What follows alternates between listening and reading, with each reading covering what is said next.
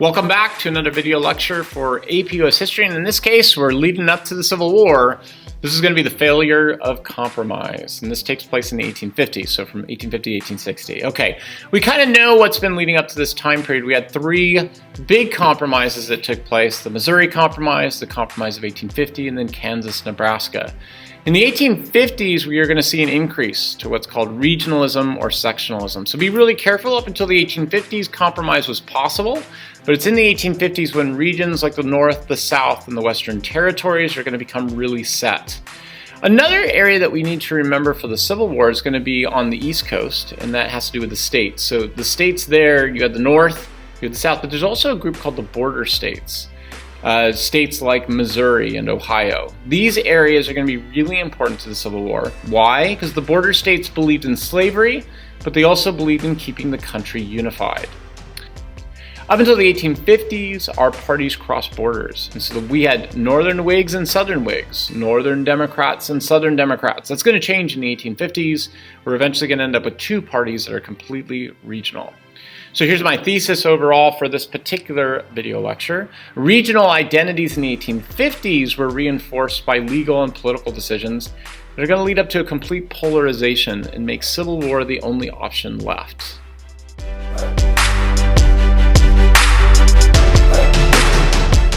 So let's start off with regional identities.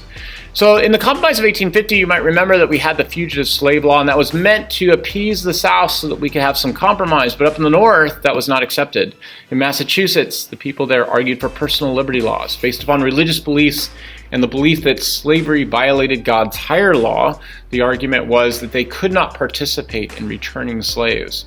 At the same time, a woman who was in a family of radical abolitionists, a woman named Harriet Beecher Stowe, writes a book called Uncle Tom's Cabin.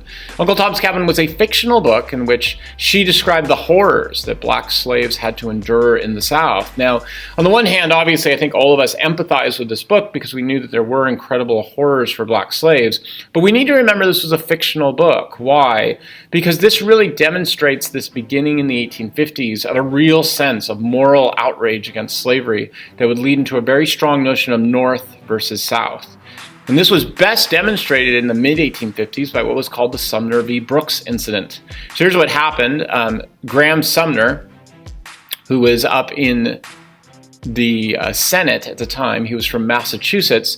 He was a senator, and he gave this impassioned speech in which he talked about how evil the South was, and he used biblical language about how terrible the South was. Well, there was a man sitting in the Senate at the time, and his name was Brooks. Preston Brooks, who was from South Carolina, had a relative named Andrew Butler. And at the time, Sumner was going after Andrew Butler. Well, if you're from the South, you kind of know that the way the South operates is off of what's called a culture of shame and honor. What does that mean? People in the South kind of see themselves as being a part of a big family. And if any one person is attacked, they are all attacked.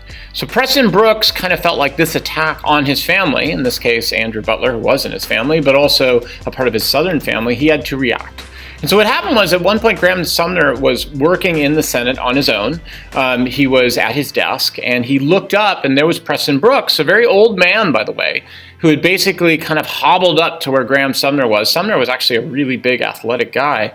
He looked up and saw Preston Brooks, and Brooks all of a sudden took out his cane and began slamming it against Graham Sumner. It was so bad, Graham Sumner was knocked underneath his desk, and in those days, desks were bolted into the ground.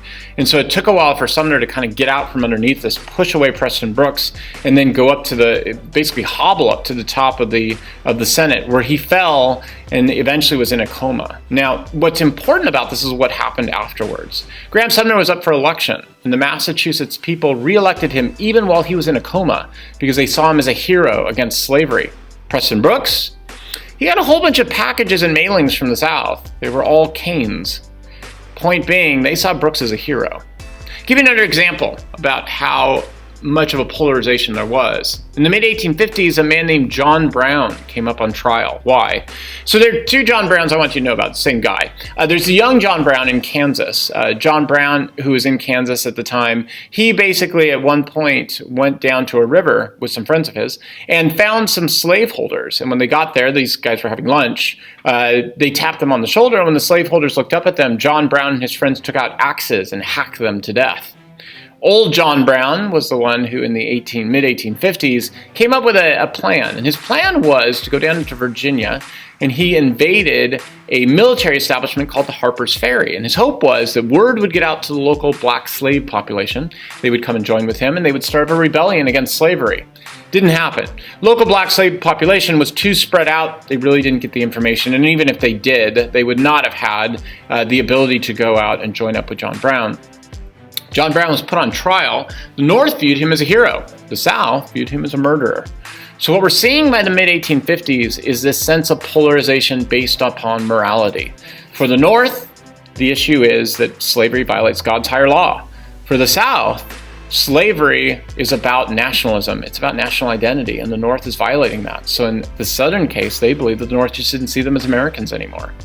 So that's when we get into how politics and legal matters then reinforce these beliefs. So it's one thing to believe these things, but then what happens is the establishment kind of solidifies them. A good example of this happens in 1854. In 1854, the Whig Party collapses. And when that takes place, there's a combination at that point of the Free Soil Party and the Whigs into a new party called the Republican Party. Now, the Republican Party, on the one hand, kind of gave this outward representation. They were completely against slavery, which was true. They were not in favor of slavery, but the Republican Party platform was much more incremental. It basically argued that their long-term vision was to try to isolate slavery as much as possible to the South and just let it die off on its own. But the South didn't see it this way. They saw the collapse of the Whig Party as just reinforcement that the North had moved towards the radical abolitionist stance. Then what was important was what took place in the Dred Scott case. So in the Dred Scott case, to give you some details about it, there was a slaveholder named Emerson, who took Dred Scott, his slave, into Illinois and Wisconsin. Both of those were free states. And it raised an issue. The issue was this: by taking Dred Scott into these free states, which was defined by the Missouri Compromise as free states, had that made Dred Scott free because he entered into those states? The Supreme Court took up the case, and the Chief Justice at the time was Roger Taney. And Taney gave two rulings. The first ruling, if he had stopped here, would have just ended the case. And his argument was Dred Scott was black, he was a slave, and therefore he could not even bring the case to the Supreme Court. But Roger Taney was from the South, and he wanted to solve this problem forever and go into the history books. And so the next thing he argued was that slaves were property, and therefore they could be taken anywhere. Well, that has an implication to it. This means that all the compromises that we have learned about, Missouri Compromise, Compromise of 1850, Kansas, Nebraska, all of them don't matter anymore. If you can take your slaves anywhere, then that means that any compromise that we do is basically null and void. Basically, black slaves can, theoretically, go anywhere, even up to the North, if a slave master wants to. In other words, the Supreme Court had just sealed the beliefs of the North and the South. For the North, the South was in favor of slavery and was basically morally evil. For the South, the North was just no longer saw the South as basically American. There were some final attempts to reform this, though. A good example of this was the Lincoln-Douglas debates. So in 1858, Abraham Lincoln was running against Stephen Douglas, not for the presidency, but for a position on the Senate. And they had these very famous debates that took place in Illinois. At one point, at a place called Freeport, Lincoln asked Douglas a really important question. He said to Douglas, let's look at this for just a moment.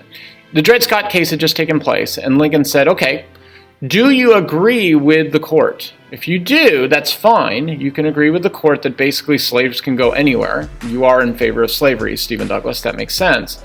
But then in doing that, that means that popular sovereignty cannot exist. On the other hand, if you don't agree with the court, then you basically are not agreeing with the court's decision that slaves can go anywhere.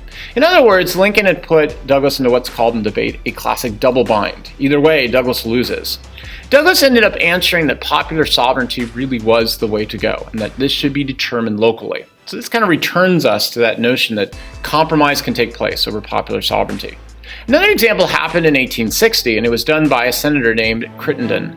Crittenden came up with this idea of, hey, we can solve this whole problem by just going back to the Missouri Compromise. Take the 3630 parallel and just draw it across the country.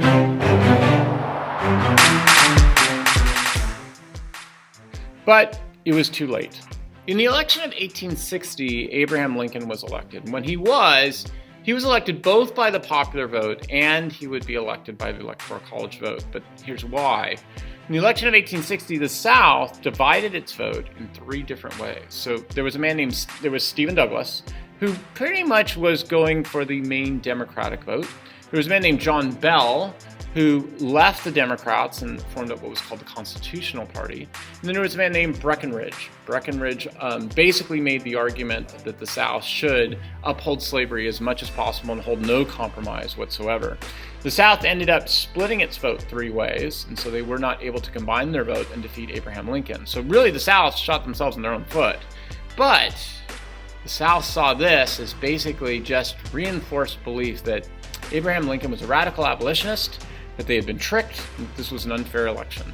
So in the end, what did the South do in the election of 1860? Well, a few months later, they just started seceding from the country.